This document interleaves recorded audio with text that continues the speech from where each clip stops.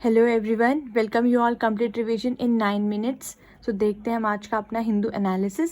सो सबसे पहले न्यूज़ थी, ये काफ़ी ज़्यादा ट्रेंडिंग चल रहा है कि अभी आपने सुना होगा हमारे एक यूट्यूबर है जो OTT के बिग बॉस के आपके विनर भी थे, मिस्टर एल्विश यादव। तो उनको बेसिकली अभी आपके जो राजस्थान पुलिस है उन्होंने गिरफ्तार किया था। कुछ क्वेश्चन आंसर हुआ था, देन उसके बाद तो न्यूज़ अपडेटेड न्यूज़ ये भी है कि उसके बाद उनको छोड़ दिया गया है। तो बेसिकली हमें जो है, इनको आपको पता ही होगा, रेव पार्टी के में स्नेक वेनम के अगेंस्ट इनके ऊपर चार्जेस लगे हुए थे। तो हमें ये जानना ज़्यादा ज़रूरी है कि रेव पार्टी क्या होता है और आप स्नेक वेनम को एज अ ड्रग कैसे यूज़ कर सकते हो, क्योंकि करंट अफेयर तो आपको पता लग गई कि इनको अगेंस्ट रेव पार्टी जो है अरेस्ट किया गया था। So let's see. सबसे पहली बात तो जो आपकी रेव पार्टी है, ये पीपल फॉर एनिमल्स करके एक NGO है आपका, नॉन गवर्नमेंटल ऑर्गेनाइजेशन। सो ये जो है बेसिकली एनिमल्स के लिए प्रोटेक्शन एंड केयर के लिए वर्क करते हैं। सो इन्हीं के पास सबसे पहले इन्फॉर्मेशन आई थी और इन्हीं से जो है आपकी इन्वेस्टिगेशन जो है स्टार्ट की गई थी। सो बेसिकली कहा जा रहा है जो आपका नारकोटिक्स ड्रग्स एक्ट है इंडिया में 1985 में इस्टेब्लिश हुआ था ये एक्ट जो है, बट अभी इसके तहत इन पे इन्वेस्टिगेशन नहीं चल रही है क्योंकि अभी प्रूव नहीं हुआ है कि हाँ वो भी इस चीज़ में इन्वॉल्व थे या गिल्टी थे। Okay, and the next cheese is जो रेव पार्टी होती है वो क्या होती है, एक बारी वो देख लीजिए, फिर मैं आपको समझाऊंगी कि हम स्नेक वेनम को ड्रग की तरह किस तरीके से यूज़ कर सकते हैं। सो रेव पार्टी आपकी वो पार्टीज़ होती है, नॉर्मली पार्टीज़ में आप जैसे आपको पता होगा कि आप 10 बजे के बाद जो है लाउड म्यूजिक यूज़ नहीं कर सकते हैं, बट रेव पार्टीज़ में आप लाउड म्यूजिक यूज़ कर सकते हैं। साथ ही में आपके जो है वेरी लेस जो है पॉपुलेटेड एरिया वहाँ पर यूज़ की मतलब होती हैं बेसिकली, जहाँ पे पॉपुलेशन जो है आपकी आबादी जो है कम है। सो इनकी ये जो पार्टीज़ है ये शुरू ही आपकी लेट नाइट होती है, जैसे 10-12 बजे के बाद तो ये स्टार्ट होती है और सुबह अर्ली मॉर्निंग तक ये चलती है। सो ये डिफरेंस होता है आपकी एक नॉर्मल पार्टी और रेव पार्टी में। अब जो स्नेक वेनम है उसको ड्रग्स की तरह किस तरीके से यूज़ किया जाता है ये देखिए। इसकी बेसिकली स्मगलिंग की जाती है इंटरनेशनल मार्केट में। अप्रॉक्सीमेट 20 ml बहुत होता है एक पर्सन को एक टाइम पर प्लेजर लेने के लिए। जैसे कि आपके स्नेक्स हैं, कोबराज है, क्रेट है, इनसे डायरेक्ट बाइट करवाया जाता है ह्यूमन बॉडी को, स्नेक बाइट बेसिकली। ठीक है, क्या होता है इसमें 1 घंटे के लिए जो पर्सन है अप्रॉक्सीमेट ब्लैकआउट, मतलब बिल्कुल उसको कुछ दिखाई नहीं देगा, कुछ सुनाई नहीं देगा, वो बेसिकली अपनी सेंसेस में नहीं रहेगा। तो सेंसेस में नहीं रहेगा तो उसको जो भी मेंटल स्ट्रेस था, पेन था, वो उसको लगेगा उसका रिलीव हो रहा है। क्योंकि हमारे जो है कोबरा का ये जो वेनम है इसमें एक न्यूरोटॉक्सिन नाम का जो है आप हार्मोन कह सकते हैं एक तरीके से होता है, और हमारी बॉडी में निकोटिनिक एसिटाइलकोलिन रिसेप्टर्स प्रेजेंट होते हैं। सो NACHRS जो आपके रिसेप्टर्स हैं निकोटिन वाले और न्यूरोटॉक्सिन, जब ये दोनों कंबाइन हो जाते हैं तो ये मिक्स होके रिलीज करते हैं ब्लड में अपना सिक्रीशन, और जैसे ये सिक्रीशन रिलीज करेंगे तो हमारी बॉडी में सेरोटोनिन जो कि प्लेजर हार्मोन्स एंड डोपामिन्स, ये हमारे प्लेजर हार्मोन्स है। जैसे आपने सुना होगा कोर्टिसोल जो हार्मोन है वो हमारा स्ट्रेस हार्मोन होता है। ठीक है, जब आप स्ट्रेस की सिचुएशन में होते हो तो हमारा जो है कोर्टिसोल जो है हार्मोन जो है रिलीज किया जाता है।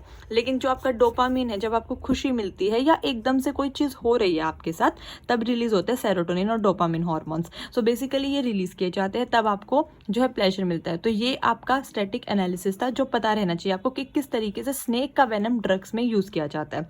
ओके, सो अभी देखते हैं इसके रिगार्डिंग क्या अपडेट रहेगी। उसके लिए आप चैनल को सब्सक्राइब कर लीजिए ताकि नेक्स्ट फर्दर जो भी अपडेट रहे मैं आपको बता दूंगी। नेक्स्ट हमारी न्यूज़ थी एनिमी प्रॉपर्टी के ऊपर, दैट इज एनिमी प्रॉपर्टी जो है आपका ये जो बटलर पैलेस है, बेसिकली इसको टूरिस्ट हेवन बनाने की बात की जा रही है। ये हमारा कहाँ पर है, लखनऊ में। हमें जानना है एनिमी प्रॉपर्टी क्या होता है। देखो, वो प्रॉपर्टी जो यहाँ पर पहले जैसे पार्टीशन के टाइम पे पीपल रहते थे और वो अब अपने जो है पुश्तैनी धरोहर जो है उसको छोड़कर बाहर चले गए हैं। जब आपकी इंडो चाइना वॉर हुई थी तब जो तिब्बतन रहते थे वो उस टाइम पर छोड़कर चले गए। ये सब हमारी एनिमी प्रॉपर्टी में आती है। इसको कंट्रोल कौन करता है, CEPI, मतलब आपका कंट्रोल्ड बाय जो है आपका ये council of enemy property of India. और ये किस एक्ट के तहत बना था, CEPI एक्ट 1968। तो आपको ये बॉडी पता रहनी चाहिए और ये कैसे बनी है, बाय एन एक्ट। ठीक है, सो इसी में अभी अमेंडमेंट किया गया था 2017 में, और ये अमेंडमेंट इसलिए किया गया था क्योंकि बहुत सारे जो पर्सन्स हैं आपके, मतलब जिनके सक्सेसर्स बाहर रह रहे हैं, वो वापस इंडिया में आते हैं और वो क्लेम करते हैं कि ये हमारे पूर्वजों की प्रॉपर्टी और हमें वापस दी जाए। सो गवर्नमेंट ने अमेंडमेंट करके बोला कि आप कोई भी सक्सेसर आके अगर ऐसे क्लेम करेगा तो उसको प्रॉपर्टी वापस नहीं दी जाएगी। ठीक है, क्योंकि सीधी सी बात है, अब जो वो प्रॉपर्टी है उसको गवर्नमेंट मेंटेन कर रही है तो वो गवर्नमेंट के इश्तिहार में आती है। अप्रॉक्सीमेट 9,000 आपकी एनिमी प्रॉपर्टीज है इंडिया में। देन नेक्स्ट हमारा जो न्यूज़ है that is free ration scheme. आपको पता है प्रधानमंत्री आपकी जो ग्रामीण कल्याण योजना थी, ये कोविड के टाइम पे आई थी। इसमें आपको बेसिकली जितना राशन प्रोवाइड किया जाता था उससे 5 kg एक्स्ट्रा जो है फूड ग्रेन्स जो है आपको प्रोवाइड किए जाते थे फ्री राशन में। तो अभी हमारे ऑनरेबल प्राइम मिनिस्टर ने कहा है कि यही स्कीम आपकी 5 ईयर्स तक दोबारा से एक्सटेंड कर दी गई है, क्योंकि इसको कोविड के बाद से हर बार 6 महीने करके या 1 साल करके इंक्रीज़ किया जा रहा था। सो जो PMGKY योजना थी इसको दोबारा से 5 ईयर्स तक एक्सटेंड कर दिया गया है। लेकिन हमारे लिए ये करंट अफेयर है, लेकिन इसका स्टैटिक जानना ज़्यादा ज़रूरी है। दैट इज़ सबसे इंपॉर्टेंट पॉइंट, ये आपके मिनिस्ट्री ऑफ फाइनेंस के अंडर आते हैं। आप लोग सोचोगे या तो फूड एग्रीकल्चर मिनिस्ट्री होगी इस तरीके से, लेकिन नहीं, हमारी ये मिनिस्ट्री ऑफ फाइनेंस के अंडर आती है। इस पॉइंट को स्टार करके याद कर लेना। देन पीपल अंडर, जो इसके अंदर कवर्ड कौन कौन पर्सन होते हैं, जितने भी पर्सन आपके NFSA that is national food security of India act में 2011 सेंसस के अंडर आपको रजिस्टर किया गया है, वही पर्सन्स इसमें जो है आपके कंसिडर किए जाएंगे। तो अगर स्टेटमेंट आएगी क्या सभी पर्सन्स को, बिलो पॉवर्टी लाइन वालों को ये चीज़ मिलती है, इसका जो बेनिफिट अवेल किया होता है, तो नहीं, सिर्फ जो national food security of India में NFSA में रजिस्टर्ड है, और वो भी 2011 सेंसस के अकॉर्डिंग। नेक्स्ट हमारा है मंकी पॉक्स वायरस के ऊपर न्यूज़। ये काफ़ी टाइम से न्यूज़ में चल ही रहा है। सो इसका हमें स्टैटिक पता रहना चाहिए, जैसे कि ये आपकी जो स्प्रेड होती है वो animal to human then human to human spread होगी, ठीक है। सो बेसिकली ऐसे डिजीज़ को हम जूनोटिक डिजीज़ कहते हैं। ये एक पॉक्स की तरह होते हैं, जैसे आपको पता है चिकन पॉक्स होता है, स्मॉल पॉक्स होता है। स्मॉल पॉक्स हमने पूरे वर्ल्ड से इरेडिकेट कर दिया है, और क्योंकि आपकी मंकी पॉक्स की कोई स्पेसिफिक वैक्सीन नहीं है, तो जो हमारी स्मॉल पॉक्स की वैक्सीन थी उसी वैक्सीन को हम इसके अगेंस्ट में यूज़ करते हैं टू क्योर दिस डिजीज़, ठीक है। सबसे पहले नाइजीरिया में 2017 में स्प्रेड हुई थी, और सबसे पहले रिपोर्ट कहाँ की गई थी, आपकी डेमोक्रेटिक रिपब्लिक ऑफ कॉन्गो 1958 में सबसे पहले रिपोर्ट यहाँ की गई थी, और नाइजीरिया से इसने स्प्रेड होना स्टार्ट किया था। अब इसके रिगार्डिंग इतना ही है, क्योंकि वैक्सीन इसकी कोई स्पेसिफिक डेवलप नहीं हुई है।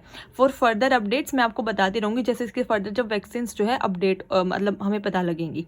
नेक्स्ट हमारी न्यूज़ थी कि नेपाल में अर्थक्वेक आया था 6.8 मैग्नीट्यूड अप्रोक्सीमेट तक का। बेसिकली इसमें आपको वहाँ पे अनफॉर्चुनेटली काफ़ी डिवास्टेशन हुआ है, लेकिन आपको इसका स्टैटिक ये पता रहना चाहिए कि जैसे अगर ये आपका सरफेस है, तो यहाँ से आपका नीचे से जो अर्थक्वेक आया है इसको हम कहते हैं फोकस या हाइपोसेंटर, ठीक है। ये मैंने लिखा हुआ है साइड में। और जब यहाँ से आपकी वेव्स इस तरीके से सरफेस तक ट्रेवल करती हैं, तो इस सरफेस पे जो पॉइंट होगा इसको हम कहेंगे आपका एपिसेंटर, ठीक है। और आपका जो अर्थक्वेक है वो 2 स्केल्स मेजर करते हैं, रिक्टर स्केल या मैग्नीट्यूड स्केल एक ही बात होती है, जो आपका मैग्नीट्यूड या इंटेंसिटी बताता है 1 to 10, और मर्कली स्केल जो आपका रोमन नंबर में 1 to 12 आपका बताता है कि कितना ज़्यादा आपका डिवास्टेटिंग अर्थक्वेक आया था, ठीक है।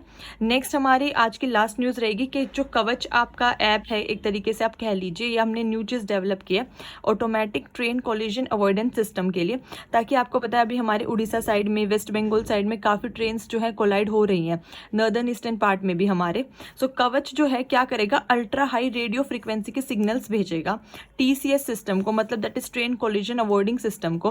तो जिससे जैसे ये एक ट्रेन है आपकी A, यहाँ से आपका रेडियो सिग्नल गया और यहाँ से आपकी सेम ट्रेन B आ रही है, तो ये आमने सामने के कोलाइड ना करे, तो TCS के पास आपके रेडियो सिग्नल्स रहेंगे और वो आपको टाइमली इनको जो है गाइड कर देगा, जिससे जो कोलिजन है वो अवॉइड हो सके।